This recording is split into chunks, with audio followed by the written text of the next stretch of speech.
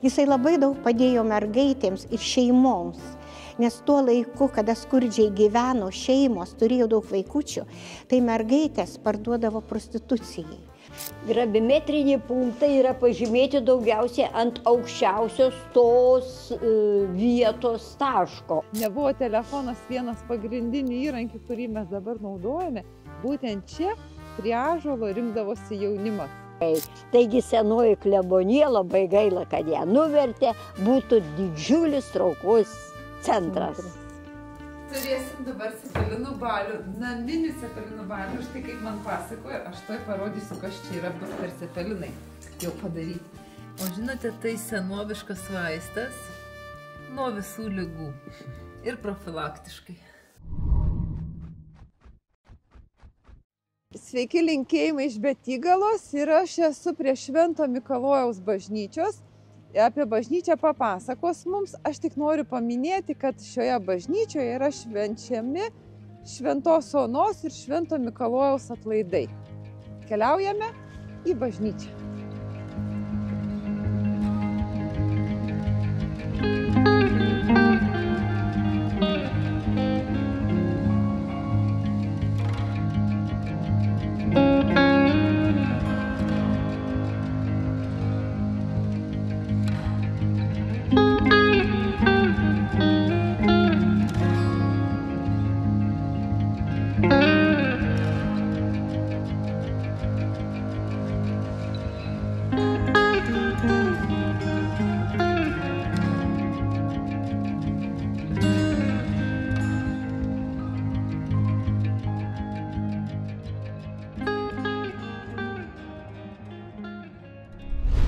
Štai jau esame viduje, Betygalos Švento Mikalojaus bažnyčioje ir matau, kad manęs jau laukia ponia Zita, kuri ir papasakos apie šią bažnyčią. Ji yra patarnautoja, dirba su jaunimu, taip pat aišku, kai vyksta atlaidai, organizuoja, kad atlaidai praeitų sklandžiai.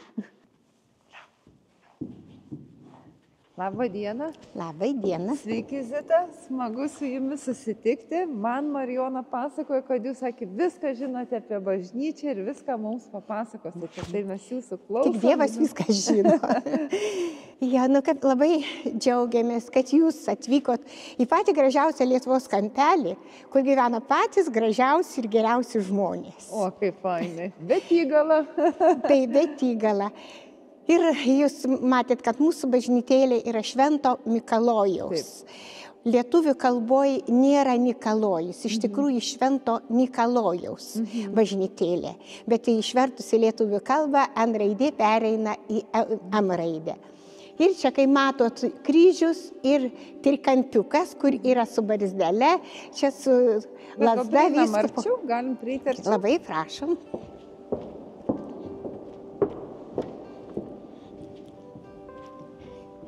Nu va čia viršui.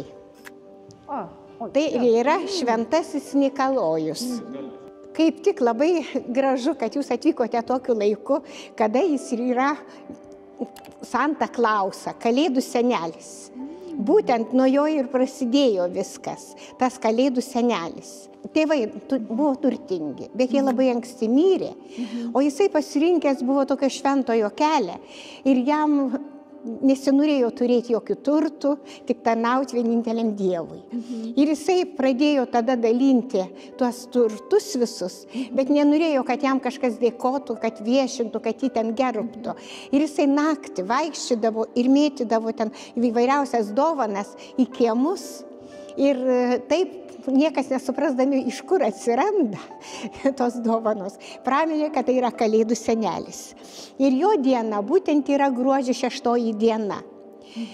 Ir gruodžio 6 dieną praktiškai, kurie pripažįsta Mikalojų, tie ir švenčia būtent tą dieną, kaip Kalėdų senelio ir dovanos yra dalinamos būtent gruodžio 6 dieną. Kaip jūs sakėt, simboliškai, iš tikrųjų mes ir čia esame atvykę prieš Kalėdas. Prieš Kalėdas, taip, kad Šventasis Mikalojus sius jums palaiminimus ir pagalbą. Ačiū, taip, klausome toliau. Jis yra jūreivių globėjas. Ir turiu tokį labai tikrai gražų liudijimą, buvau kaip tik Klaipėdoj ir teko važiuoti taksi. Ir aš pamačiau, kad yra įdėta ikonytė Švento Nikalojaus. Jisai rusas, bet jis taip sako, kaip jūs čia dabar pripažįstate, tai aišku, tarp kitko Rusija ypatingai gerbė Šventą Nikalojų. Jis yra visai šalia Dievo. Ir jisai taip sako, mane žmona neišleidžia niekur be šitos ikonytės, kadangi man 2 kartus išgelbėjo jisai gyvybę. Pasirodo, jisai buvo jūreivis ir užėjo labai didelė audra jūroje ir jų laivas tiesiog plyšo per pusę, o būnant dar daug mylių iki kranto. Sako, visi pasiruošėm amžinybei. Bet sako, aš paskui sakau, palaukit vyrai, bet aš turiu, sako, tą su savim, kuris būtent globoja jūreivius. Ir sako, tikrai jūs nesuprasit, kaip mes meldėmės, kaip mes patikėjom juo. Ir net nepajutom, kai atsidūrėm krante. Ir žmonės jau visi ten ir buvo pasiruošę, kaip sako, gelbėt jau ar iš dugno, ar kaip nors. Ir sako, atėjom į krantą ir laivas taip visai sutūpo ir jisai neberemontuojamas buvo. Tai visi sakė, kad čia didesnio stebuklo negali būti, kad jūs tik tai išgelbėjo Šventasis Nikalojus. Antrą kartą, sakė, važiavau po viaduku ir krito geležinė sija. Nu, sako, per 1 centimetrą nuo mano mašinos pradžios. Sako, taip, kad aš tikiu pilnai, kad tik jis mane gelbėja ir toliau su juo nesiskiriu niekur. Toliau jis yra šeimų globėjas. Šeima, kuri neturėjo vaikučių, labai meldėsi ir per naktį, per sapną atėjo angelas ir pasakė, kad melskitės į Šventąjį Nikalojų, prašykit jo pagalbos. Ir kitą naktį atėjo pats Nikalojus ir pasakė, kad jūs turėsite sūnelį ir jisai bus kunigas, vyskupas ir bus šventasis. Ir tikrai po metų laiko atsirado jų šeimoje sūnelis ir jisai kaip tik buvo ir kunigas, ir vyskupas, ir šventasis. Ir vieną Mikalojų turime 3-4 amžiaus, o kitas 13-14 kažkas amžius, kur grinai atėjo šito Švento Mikalojaus užtarimo.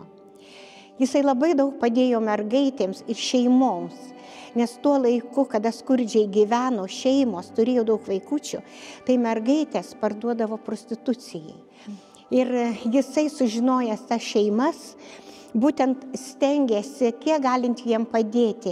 Ir tiesiog mėtydavo ir auksinukus ir taip jiem padėdavo, šelpdavo tol, kol jos ištekėdavo. Tai va turim tokį Šventąjį Mikalojų, kuris tikrai tikim, kad labai globoja ir mūsų parapiją. Ir kada prasidėjo korona, nuo koronos laikų aš pati pradėjau skambinti varpu.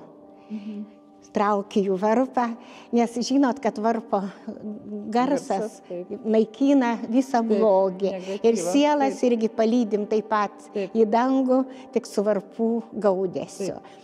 Ir tikrai jau 5-6 metai. Ir ačiū Dievui, bet įgaloj neturėjom nei vieno baisaus atvejaus koronos.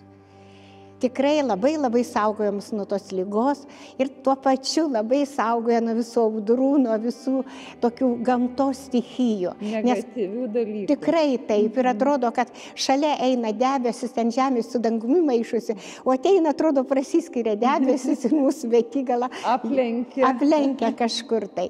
Tai va, toksai mūsų Šventasis Mikalojus yra. Labai įdomu, tikrai labai. Ir kažkaip ir žmonės, kurie atvažiuoja, po to vėl susitinki, jie visada džiaugiasi, kad iš tikrųjų mūsų užtarė. Ir kaip visada sakau, kurie apsilanko mūsų bažnytėliai, kada skambinu varpais, visada jų vardai, jie yra tarp mūsų irgi ir, kaip sako, prašom palaimos dangaus, kad juos globotų ir saugotų. Taip, kad tegu ir jų saugoja, tegu globoja. Ačiū. Ir tikrai tos šventos kalėdos tegu būna labai palaimingos ir visas gyvenimas. Ačiū ir jums taip pat, kad tas gyvenimas būtų palaimingas ir kad mes visi galėtumėm gyventi taikoje ir meilėje. Svarbiausia taip. Ačiū. Ir ačiū jums labai, kad apsilankėt. Ir štai čia yra duris, kurios veda prie varpo, apie kurį kalbėjo ponia Zita, kur, kaip jinai sakė, 5-6 metus būtent skambino varpu. būtent eidama po šias duris ir lipdama į viršų. O mes čia matome lentelę, štai pažiūrėkite, Lietuvos Respublikos gravimetrinis punktas. Ir Marijonas sakė, kad gravimetriniai punktai yra pažymėti daugiausiai ant aukščiausios tos vietos taško. Aukščiausia vieta tai yra ši bažnyčia statoma. Čia yra virš 100 metrų absoliutinis aukštis. Ir todėl bažnyčia yra pastatyta ir stengiasi žmonės būtent atžymėti va šitos lenteles. Bet kokiais karais stengiasi bažnyčių priešai nesunaikyti. Iš tolo matėsi. Ačiū. Prašom. Ačiū, Zitai. Ačiū ir jums, Zita. Sėkmės visiems. Mes esame prie Mikalojaus Daukšos ąžuolo, kuris yra Betygaloj, netoli nuo bažnyčios, į šiaurės vakarus, prie Vieviršės upelio, tačiau jis didelis žaliuoja iki šių dienų ir sulaukia daug turistų, kurie atvažiuoja į Betygalą, visada apsilanko ir čia. Teigiama, kad šitam ąžuolui gali būti apie 500 metų. Ar pats Daukša jį sodino, ar jis savaime išdygo, niekas negali tiksliai pasakyti. Teigiama, kad Mikalojus Daukša, kuris dirbo čia 1592 ir 1609 metais, labai dažnai prie upelio nusileisdavo, pasėdėdavo, poilsiaudavo ir kad čia jis galėjo sukurti, versti postilę ir sukurti labai garsius žodžius apie lietuvių kalbą. Ponia Marijona pasakoja, kad prieš gerą 40 metų, kai dar buvo mažiau technologijų, nebuvo telefonas vienas pagrindinių įrankių, kurį mes dabar naudojame, būtent čia prie ąžuolo rinkdavosi jaunimas. Savaitgaliais čia vykdavo gegužinės, taip pat, sakė, vykdavo koncertai kaimo, o jau einant link šio laikmečio vykdavo netgi plenerai. Tik dabar medžiai jau yra prisodinti, naujai kažkokie atsiradę priaugę krūmai. Anksčiau čia buvo plyna, tik šitas ąžuolas. Todėl visi sėdėdavo, grožėdavosi upeliu, ąžuolu, šnekučiuodavosi, bendraudavo. Seniau čia šitoj vietoj, kur dabar yra mokinių bendrabutis, taip vadinamasis, buvo klebonija senoji. Ją nuvertė, ji buvo 2 galų. Per vidurį buvo rokyklos, labai gražios mozaikinės grindys, krosnis. Ir čia gyveno Pranciškus Janulaitis klebonas, bažnyčios statytojas. Ir labai dažnai ateidavo Maironis ir kiti labai garbūs kunigai. Taigi senoji klebonija, labai gaila, kad ją nuvertė, būtų didžiulis traukos centras. Turėsim dabar cepelinų balių, naminių cepelinų balių. Štai kaip man pasakoja, aš toj parodysiu, kas čia yra bus per cepelinai jau padaryti. Čia kur apvalus, tai sakė, yra su varške, kur tokie pailgučiai, tai yra su mėsa, kur čia va toliau matosi tokiais bukais galais, tai yra su morkomis, o va šitokie yra su grybais. Tikras cepelinų balius, naminis cepelinų balius, Betygaloje. Štai čia noriu parodyti Marijonos Birutės Navakauskienės, kad jinai yra Raseinių garbės pilietė, tai yra ženklas, aš apie tai jau užsiminiau. Ir čia paskutinės 2 knygelės, tai yra jos pasakos, nes ne tik pasakas jinai rašo, o sakė, iliustravo josios proanūkės.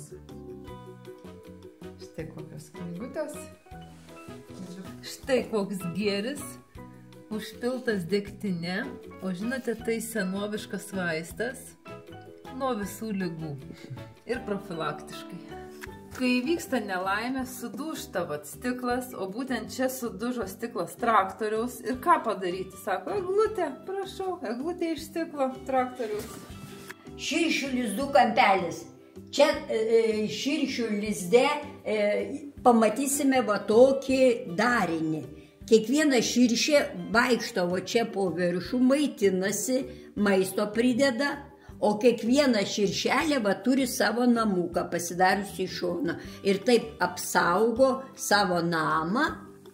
Ir turbūt visi žinote, kad širšės yra ir tie visi bimbintis popieriaus pirmosios išradėjos. Antroji mokytoja, ne, Lietuvos Respublikai, kuris turi štai tokį... Už geologinę veiklą. Už geologinę veiklą nominaciją. Už muziejų. Nu, va, prašau. Betygalai. Marijona Birutė Navakauskienė.